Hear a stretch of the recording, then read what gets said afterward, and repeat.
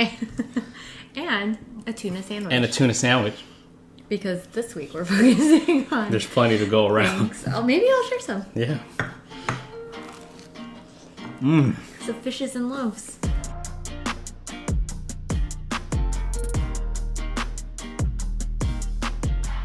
Welcome to the Gospel Truth. I'm Dean. And I'm Audrey, and this week we are celebrating the 17th Sunday of Ordinary Time. Oh, 17. 17th Sunday. Yeah, and 17. And this week, we really want to focus on the idea that Jesus' love is infinite. It's not a zero-sum game, and there's plenty to go around without anyone feeling bad or jealous or left out. But before we dive into all that reflection, do you want to remind everyone what the Gospel Truth is all about? Of course. So the Gospel Truth is all about Audrey and I sharing our thoughts about the faith, the word, happenings in the church. Hopefully by doing that, we can understand our own faith a little bit better, and if you, the viewers, can get something out of it as well. Yeah. And so, 17th Sunday of Ordinary Time. What are the readings? You are probably going to recognize the Gospel. Here is a little preview of what the Gospel is going to do. So on the first reading, second book of Kings, there was someone coming to Elisha, bringing like loaves and grain, and Elisha's like, give it to people so they can eat it. And then the servant's like, I don't know if I can feed everyone with this. And Elisha's like, just do it. God said he'll provide, and guess what? Everybody ate.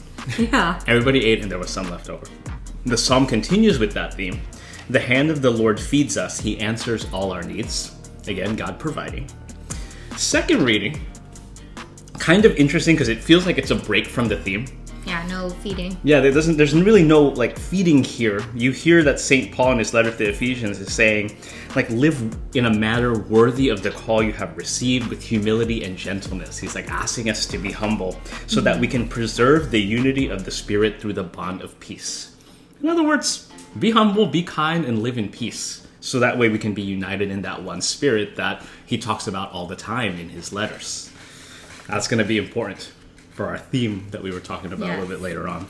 And of course, in the gospel, you probably know where we're going with this. This is the miracle that if you know anything about Jesus, this is a very like common miracle where he multiplies the loaves and the fishes. There were only 5 loaves and 2 fish. And he was able to feed a crowd of like thousands. And so that's a really cool have miracle. leftovers. Yeah, and have leftovers, and they didn't waste at the end, right? They gathered everything and didn't waste the food. Yep. So there you go. Good stuff. Yeah. So, really great readings. I mean, obviously, there's this theme about like Jesus feeding us. But you know what we wanted to really focus on in our reflection is that the idea that Jesus' love is not zero sum. Yeah, it's not zero sum. Like, notice that when Jesus gave and when God gave the people to eat, you didn't hear about anyone being left out. Yeah, right? Everyone was included. He wasn't taking away from someone in order to give to someone else. So if you're not familiar with the term zero sum implies that in order for someone to gain, someone else has to lose. Kind of like poker. Like if you're playing poker, that's a zero-sum game because if I win money, I'm literally taking money away from you. I'm not bluffing.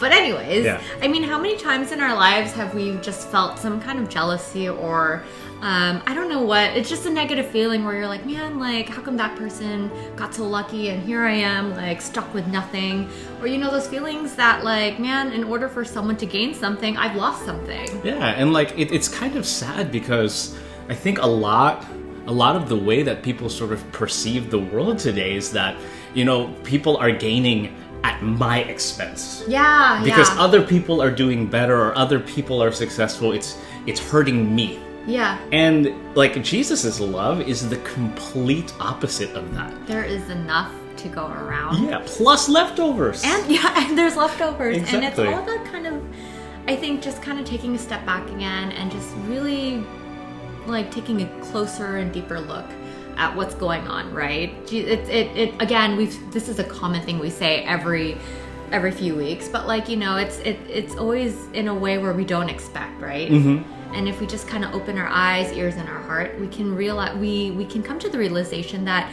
you know, we all can win and we all can receive Jesus's love. And I think what's so great and what can kind of segue into the example we want to use from the gospel is that you have an idea of how Jesus will, give his love to you. But let's not forget that Jesus is within all of us, right? Mm-hmm. And so we can actually experience Jesus' love if we open our hearts to other people, trying to, and let them in however way they're trying to connect with us. Exactly, right? To build off what Audrey said, we experience Jesus' love through other people. And it's important to understand that, or it's important to remember that Jesus' miracle of multiplying the loaves came from the generosity of this boy that was just carrying 5 loaves and 2 fishes. Yes. And the apostles were like, there's this kid here that's got 5 loaves and 2 fish. Exactly. And even before they find the boy, he's asking, he knows, in the gospel it says Jesus knows what he's about to do, but he challenges his disciples to find a solution so that everyone can be fed. Yep. Jesus has just been healing and he knows what he can do. And so the disciples find this boy and who has some fishes and loaves, and they ask the boy, and the boy so generously lets Jesus have it, not knowing what is going to happen, right? Yeah. He's like, it's probably for his family or for, whatever. Yeah, exactly. And he's like, okay, he willingly gives it and provides. Yeah, he gives that, and it's through that generosity of that boy, which I think goes overlooked in this amazing miracle. Yeah, I think so too. This boy's just like, okay, I'll give it to you.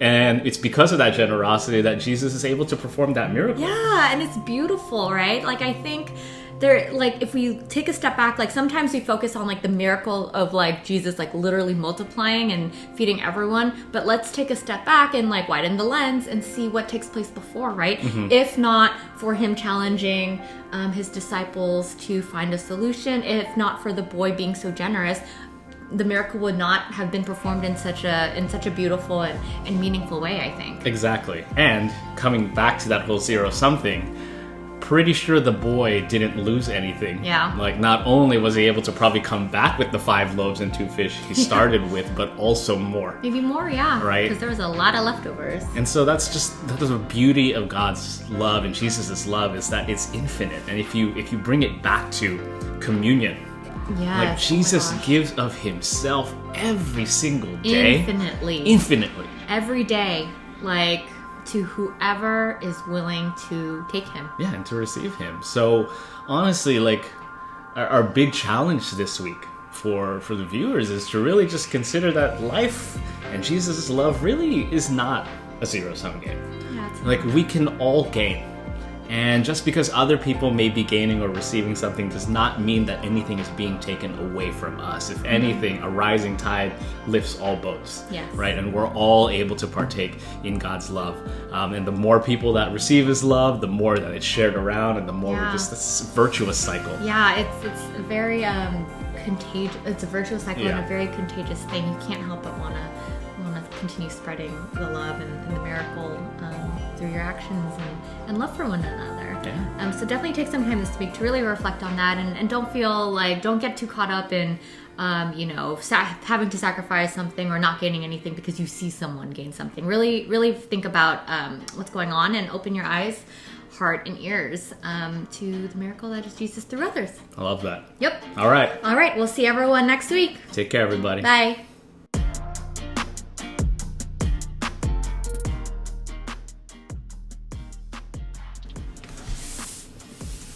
Tuna sandwich? No? Okay. Wait, I actually don't want to bite. There's enough to go around. Is this one mine? Mm-hmm. There's a huge pickle in it. Yeah. Very good.